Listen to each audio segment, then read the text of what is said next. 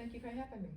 You're welcome. We'd just like to ask you a few questions on the bus driver shortage. Sure. Okay.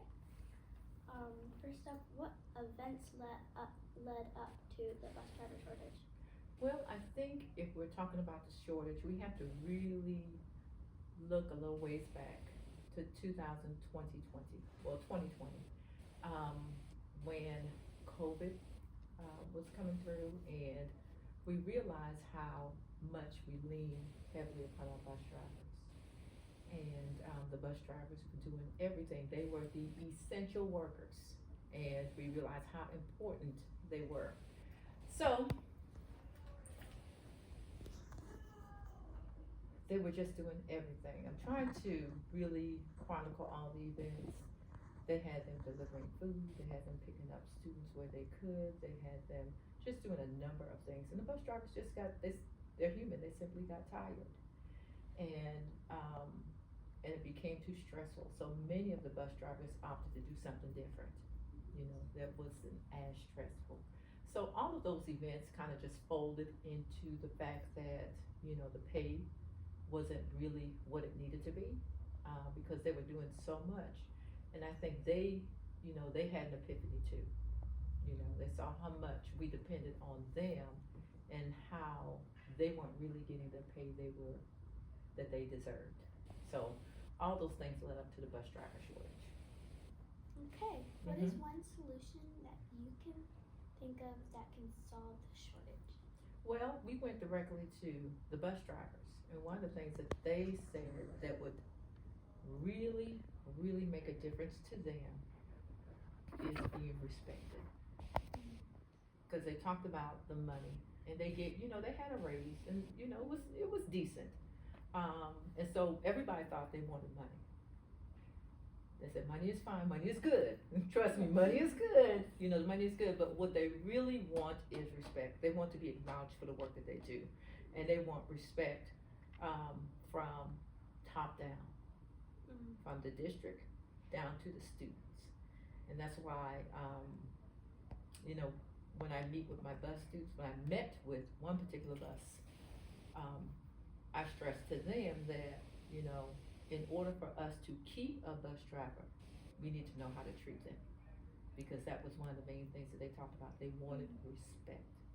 And I think if everybody got on board and was intentional about really treating our bus drivers with the respect that they are due, I think more bus drivers would sign up and drive the bus. And I was riding 633, and I agree. They just get tired of how bad they get treated. Right, they do, and it's from everybody. Some of the kids sometimes they don't listen. Then you have parents who think that, well, they're entitled to ride the bus and it's okay. Not so much okay, but they won't step in and say, what you're doing, Sally, it is wrong. You shouldn't do that to the bus driver. And then sometimes, teachers, and sometimes us as principals, I try to be mindful of that. And, just really, anytime I talk to a bus driver, just be really gracious with them. And every time I see them, thank them for what they do, and try to be a support. If they're calling me to the bus, do something to help that bus driver. Don't tolerate the behaviors that are not acceptable. If it's not acceptable in the school, it's not acceptable on the bus. In what ways are teachers being impacted? Well, they don't have their kids to teach. They're not they're not here at school, so they're trying to, especially during intervention time. Y'all know about that. That's a big deal. And then you have kids that are either coming in late or not coming at all because of the bus driver shortage, and they can't really, dig down deep into those skills that they're missing if the students aren't there. Yes. And the parents, they're doing their best, but they have to work. So, there's some things that sometimes they can't just switch around their schedule. They need bus services, but we all, and that just goes to show you that we all need each other. Yes. How has the bus driver shortage affected your job in Murray Massenburg? Yeah, same thing with the teachers, because it all, it all comes back to me if my babies aren't growing. And I look at it and I look at the data and I said, well, you know, they're not here this day, that time. And it all goes back to the fact that, you know, and I called the parent and I said, well, hey, you know, I don't come off like that because, you know, hey, you gotta, you know, check yourself. But, you know, in my mind, I'm saying, hey, why is he not here? But then when I addressed him, I said, you know what? I did not see Jimmy here today. And we were expecting Jimmy because we had this, that, and the other lined up for him to do. And they'll say, well, we don't have a bus. I said, well, maybe the bus does not come on time, Miss Brown, la, la, la, this, that, and the other. I said, well, I mean, and I can't argue with that. I can't because we have a shortage. And then I said, well, because he's not here at school, we can't help him or her, you know, catch up on the skills that they need to catch up on. And he said, well, Miss Brown, what do you want me to do? I have to work. I said, I understand. I said, well, I'll do everything I can on my end, but if there's some times that you can get Jimmy to school, get Sally to school without please help us so we can help your baby. And they agree upon that. They agreed upon it. And some parents are like, well, there's nothing that they can do. You know, so it leaves me at a loss because there are students that I know can grow more than they're growing, but you can't grow if you're not here. Yes, that's Mhm. true. Yep. What are some actions that the district or state are taking to solve this problem? Well, we did have a couple of meetings where we had not just principals and people from the district, but we talked to the bus drivers. And there was one bus driver in particular. They were a parent at R.N. Harris. They drive the bus. you may even know them. But you know, first she was so happy that she was even invited to the meeting. She was really happy about that because sometimes she says she feels like her opinion does not matter. And she doesn't feel like she's respected or counted in. So, you know, that was a really good meeting where we found out that the main thing that they wanted was respect.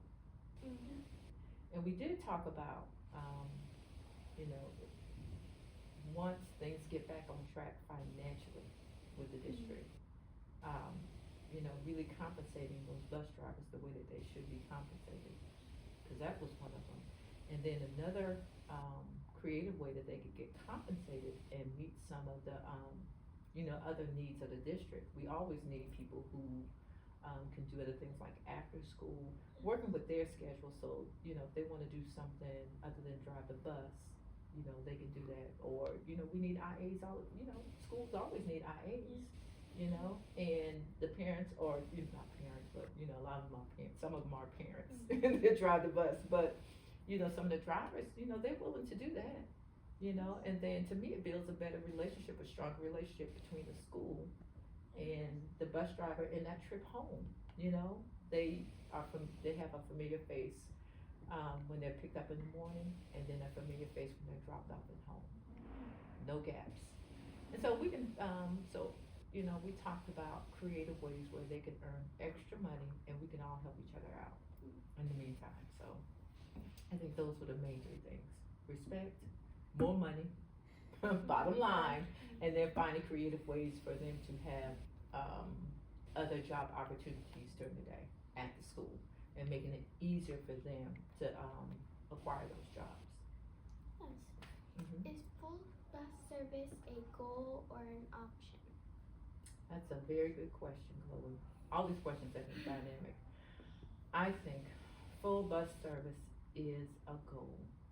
It's a lofty goal at this point, and it's, you know, something in the past that we never even thought twice about.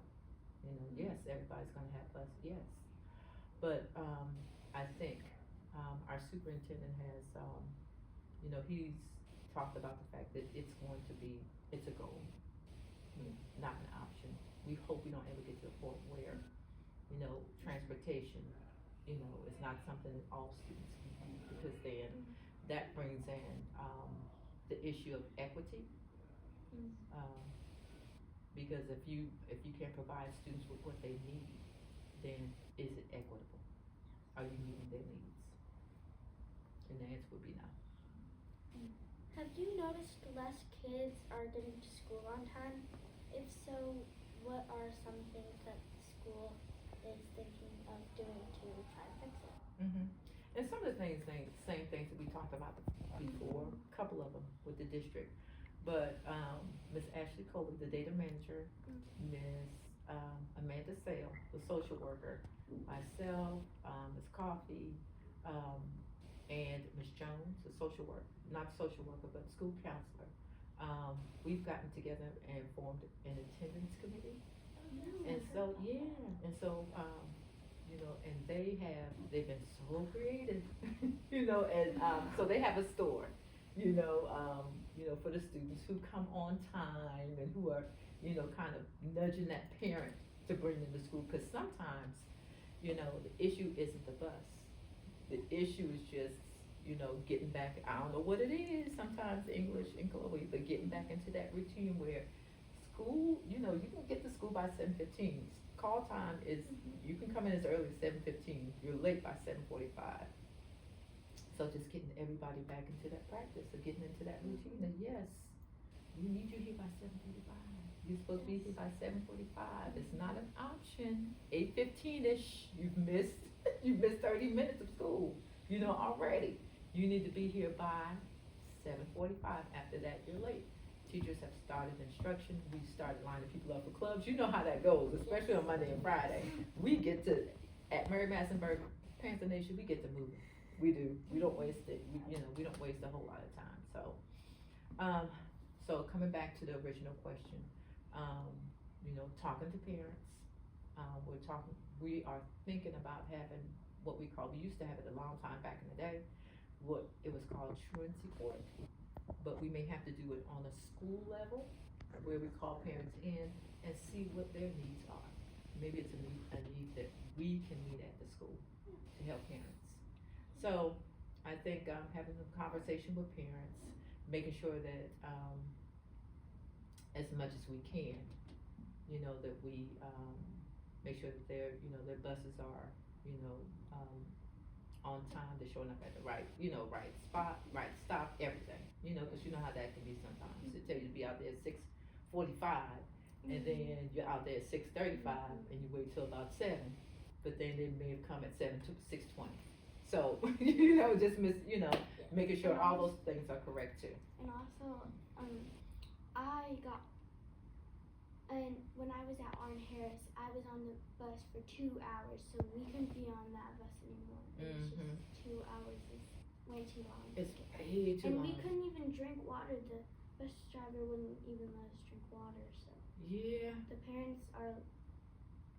The bus drivers are what we can get, but at the same time, some of them are kind of just wanting us not to be bad, but at the same time wanting us to stop doing simple things like drinking water. So. Yeah, and then not always Chloe. Always think about that bus driver and just be considerate, because it's hard sometimes of some of the situations they've encountered. There's no telling, somebody may have thrown a water bottle and something crazy happened where it went out the window. You just never know the trauma that water may, or whatever they may have, whatever happened. So just always try to be I always try to be mindful of that when people have these rules that just seem to be ridiculous. Yeah. Why? What happened to you? Where you don't even want people to drink water on your bus? What is it? So I think 9 times out of 10 it's something that happened to them that they said, if I could ever prevent that from happening, I'm going to do X, Y, Z. Yeah. But yeah, some of the bus routes are super long. I'm thinking about this 4-year-old who started school today. The bus is supposed to pick him up at his stop at 5:50 a.m. Wow. And so the parent says, yeah, thank you, but no thank you. with the bus. And right now, that's the best that they can do as far as scheduling the route, but it's just too early for him to be up, it's just too early, and it's too hard for him to be at that bus stop at 5:50 a.m.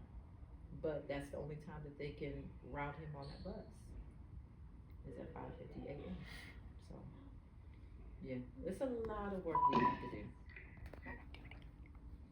Thank you for joining us. Yes. This is this has been very helpful. Mm-hmm. And thank you for joining us on Panther Nation News Station. Well, thank you, and thank you, ladies, for having me. Again, I just appreciate the questions. I appreciate the depth of the questions, how thoughtful you ladies were, and I love the conversation. So I look forward to more Panther news. Like I said, it's going to be must-watch TV. Yes. You guys have inspired me.